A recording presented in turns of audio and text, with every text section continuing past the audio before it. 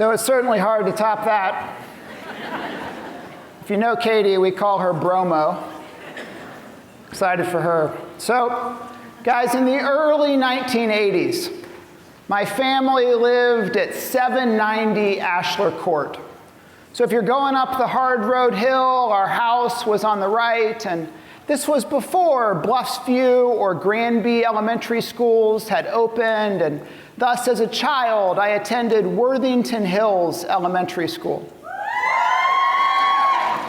It was during those elementary school years when Warner Cable chose the Columbus, Ohio region to test their Cube cable television system.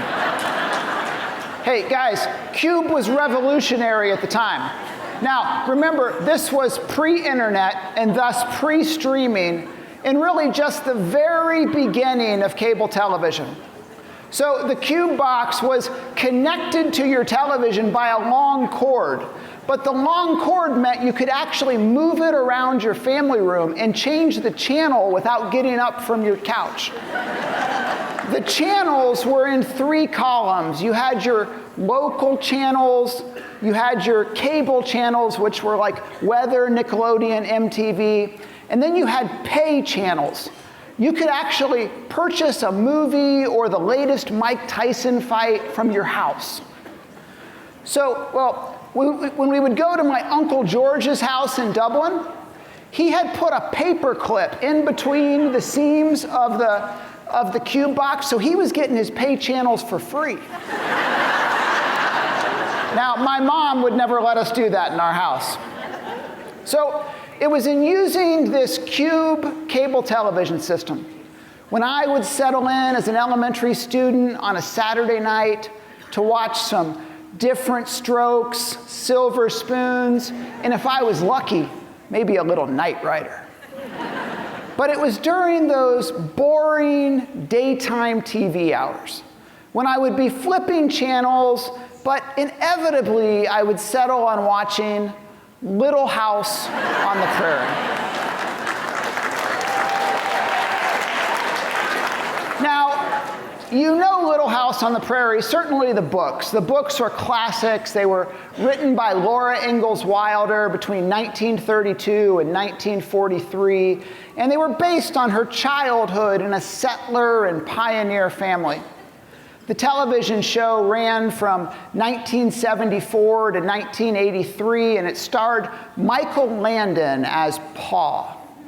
Now, it wasn't Knight Rider, but I think I'd seen every Little House on the Prairie episode, at least in syndication. So if you know Little House on the Prairie, an episode would begin, and Mary would be walking off to her one-room schoolhouse. Her dad, Pa, would be chopping wood for the fire, and Mom would be in a wagon heading off to town to buy some grain from the general store. It was around the same time period in which Little House on the Prairie was set, the mid-1800s, when the Worthington Village School District was created. See, legislation by the Ohio General Assembly in 1849 allowed for any city or village to create their own graded school or schools that would be managed by an elected board of education. Worthington did this in 1854. And immediately they began construction on the Union Schoolhouse on East Dublin Village, Granville Road. The Union Schoolhouse was built for, get this, $2,500. And it still stands today. It's now owned by the St. John's Episcopal Church. It sits on the village green directly across from Kilbourne Middle School with the name Township Hall. For almost 100 years, the Worthington Village School District educated our students in Worthington. Then in 1949, Sharon Township merged with Worthington Schools. Before the merger, Sharon Township had 3 one-room schoolhouses that went to 8th grade. They had one in Flint, one in Homedale, and one in Minerva Park. And students from Sharon Township could attend Worthington High School, but only on a tuition or pay-for basis. Then a year later, in 1950, the northern portion of Perry Township merged with Worthington Schools. The North Perry Consolidated School is still in use today as our Linworth Experiential School. By 1953, the boundaries of Worthington Schools went from the Delaware County line on the north to the Morris-Bethel line on the south. From 1953 to 1968, there was significant change in the Columbus region. The city of Columbus was using a very aggressive annexation policy that was facilitated by their ability to provide water and sewer services to communities. So in 1954, the city of Columbus annexed the Graceland region south of Worthington. The residents of Graceland were like, no. So they voted instead to be annexed to Worthington. But their vote was vetoed by the Franklin County Commissioners. They took the case all the way to the Ohio Supreme Court. The Ohio Supreme Court eventually ruled that the residents of Graceland deserved a financial settlement, but the land would stay within Columbus Public Schools. Coincidentally, also in 1954, in an effort to remove politics from the State Department of Education, Ohio's voters passed a constitutional amendment that would create an elected state board of education with the ability to hire a state superintendent. If you followed our state budget process in Ohio this summer, you realize that one's no longer working out for us. Finally, in 1968, Columbus and Worthington created a revised boundary agreement. Worthington received the land that is now Anheuser-Busch Brewery and Worthington Industries, but gave up land like the Indian Hills subdivision and the land on Olentangy River Road south to Bethel. These 1968 boundaries remain unchanged today. Now, coincidentally, in later years, Columbus would negotiate with other suburban school districts in what for many years in our region was called the win-win agreement. Worthington Schools was never part of the win-win agreement because our 1968 boundary agreement with Columbus superseded and preceded that win-win agreement. Today in Worthington, we serve students who live in the city of Columbus, the city of Worthington, the village of Riverly, Sharon Township, and the northern portion of Perry Township, but all pay school property taxes at the same rate. Our students in Worthington come from home mailing addresses that say Columbus, Dublin, Powell, Worthington, and Westerville. But again, all pay school property taxes at the same rate. The geographic area of Worthington Schools is approximately 20 square miles. This year, when school begins, we'll welcome almost 11,000 students in the same 20 square mile boundaries that have been in place since 1968. Every day in Worthington Schools, we strive to make a positive difference with each child and each family that lives within our 20 square miles. 20 square miles. I want you to hold that thought, please.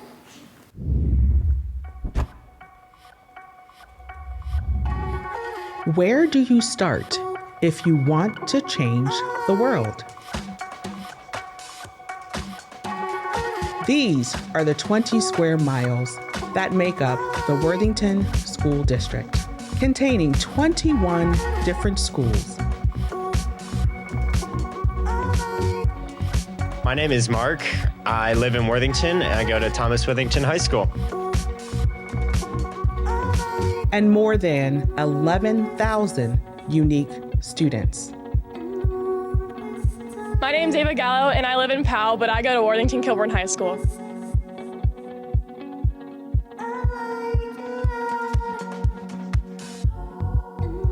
My name is Greta. I live in a Columbus address. I go to Linworth Experiential Program. Students living in 5 different municipalities. Hi, my name's Kaylin. I live in Dublin and I go to McCord. Including Worthington, Columbus, the village of Riverly, Perry Township, and Sharon Township. Hi, I'm Akaya. I live in Columbus, but I go to Worthington Schools.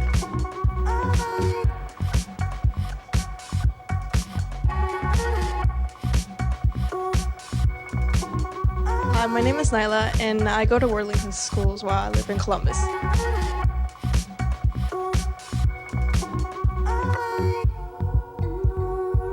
Hi, I'm Harmony, and I live in Dublin, but I go to Worthington schools. 20 square miles, where our food service staff serves 925,000 meals to students each year.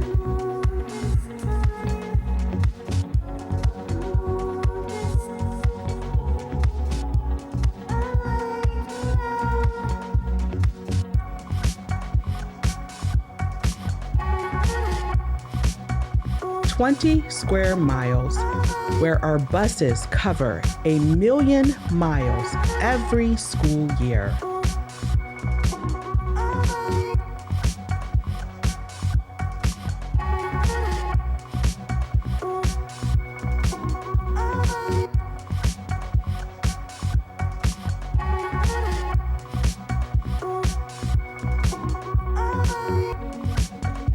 My name is Knox. I live in Columbus, but I go to Worthington schools. Each and every Worthington school staff member has an impact on these 20 square miles.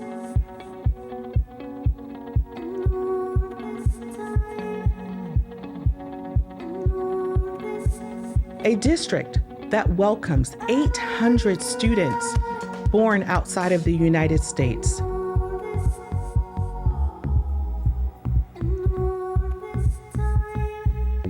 Representing 95 different countries.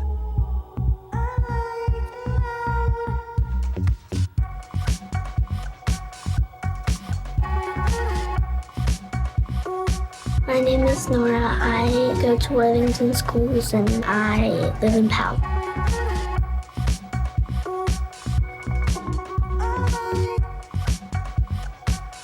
Hi, my name is Yusuf. I live in Columbus, but I go to Worthington schools.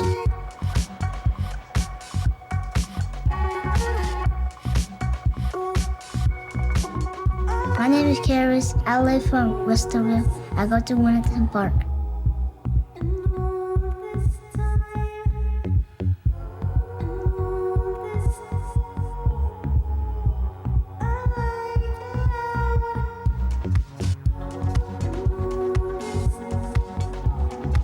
The Worthington School District, from west of Smoky Row to east of Interstate 71, south of 161, and north to Lozelle Road.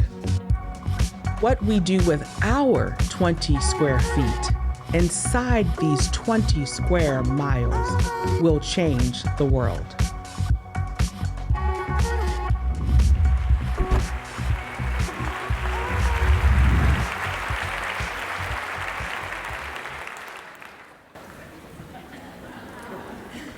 So, Tim Kite is a 1971 graduate of Worthington High School. He grew up on River Glen Drive here in Worthington. He went to Colonial Hills Elementary School. When Tim was in high school, he was a star hurdler on the track team. The 1971 Cardinal Yearbook tells us that as a senior, Tim finished third in the state in the 180-yard low hurdles. And he won an All-American High School Track and Field Championship in the 330 intermediate hurdles. After leaving Worthington, Tim went off to Ohio State. Eventually, he transferred to Los Angeles, where he ran track at UCLA. Today, Tim owns Focus 3 Consulting, and you've likely heard of his work in what they call the R factor.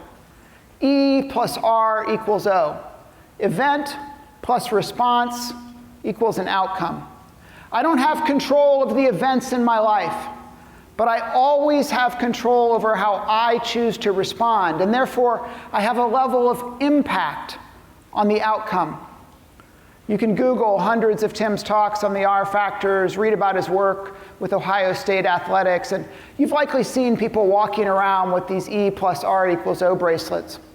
But it's Tim's other teaching that I want to talk about today. Tim calls this our 20 square feet. 20 square feet is just a metaphor, but it's a metaphor that reminds us that we each have an area that we're actually in total control of our reaction. How each and every one of us responds in our 20 square feet will determine the performance of our organization. Inside of my 20 square feet, I have ownership. Outside of my 20 square feet, I just have impact.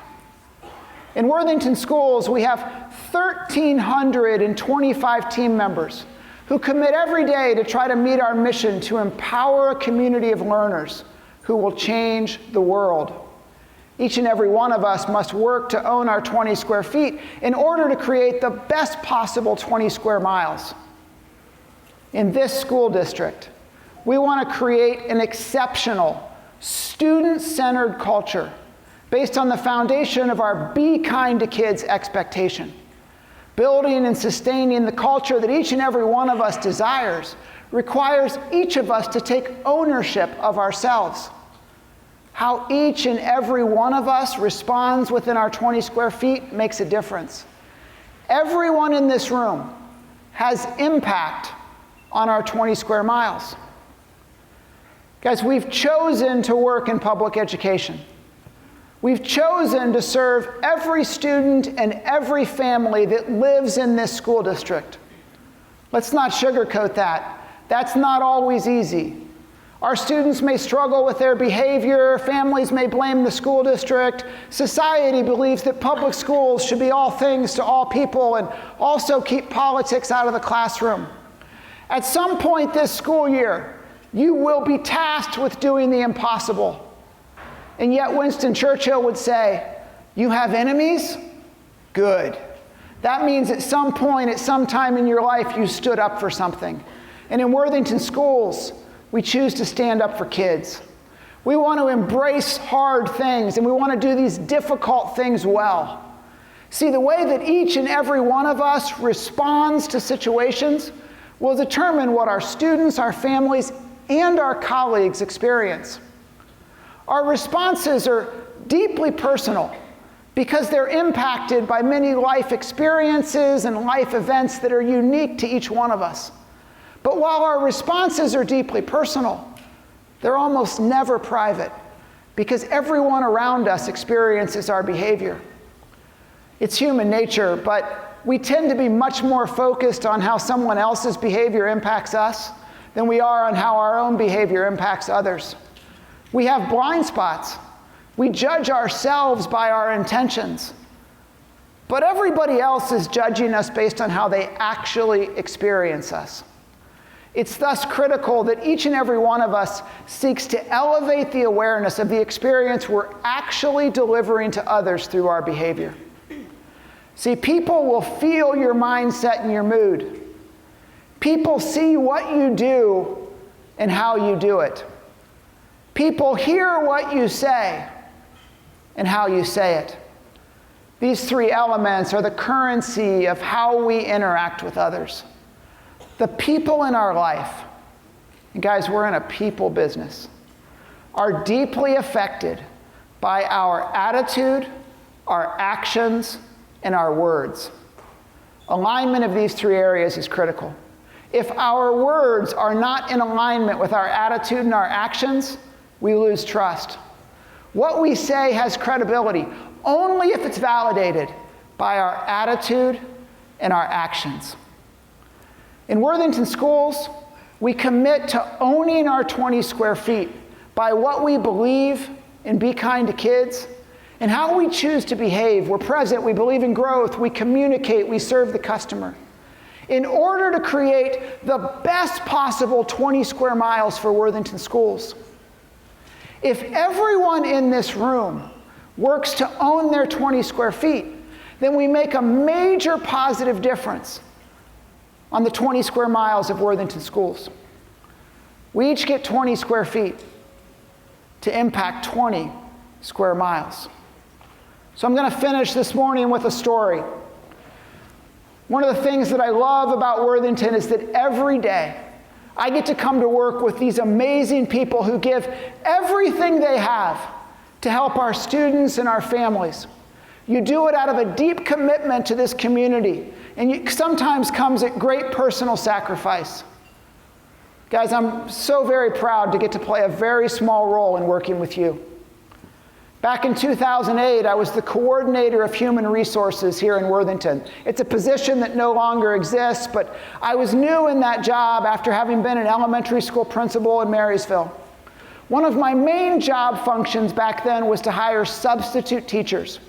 So this was before the Educational Service Center took over hiring subs for our region, and we would hire almost 300 substitutes a year here in Worthington.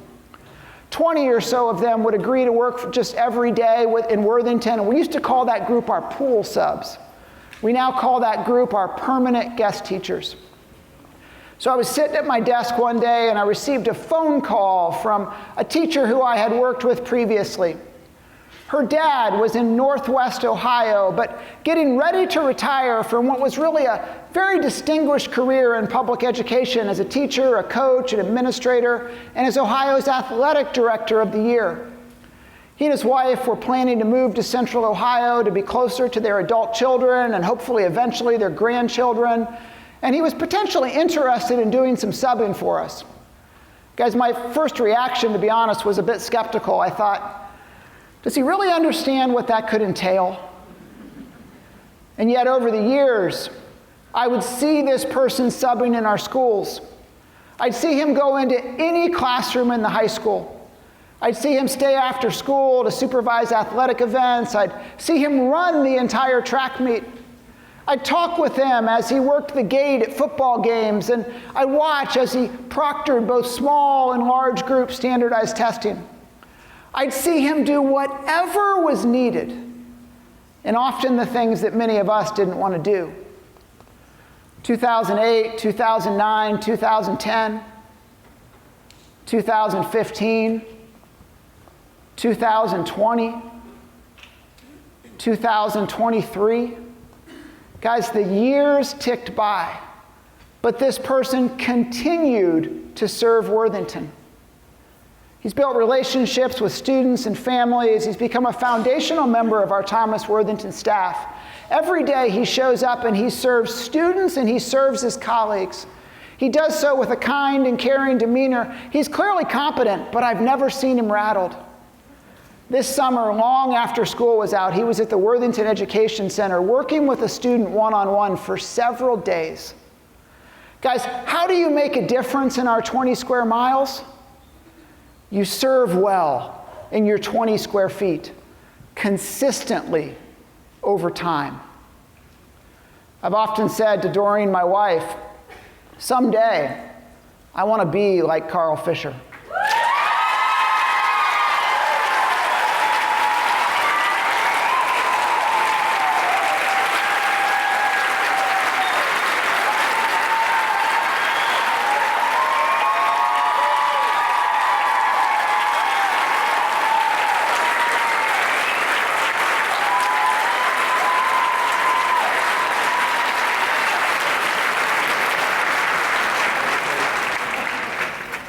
Carl, over the years, I've felt your mindset and your mood to serve.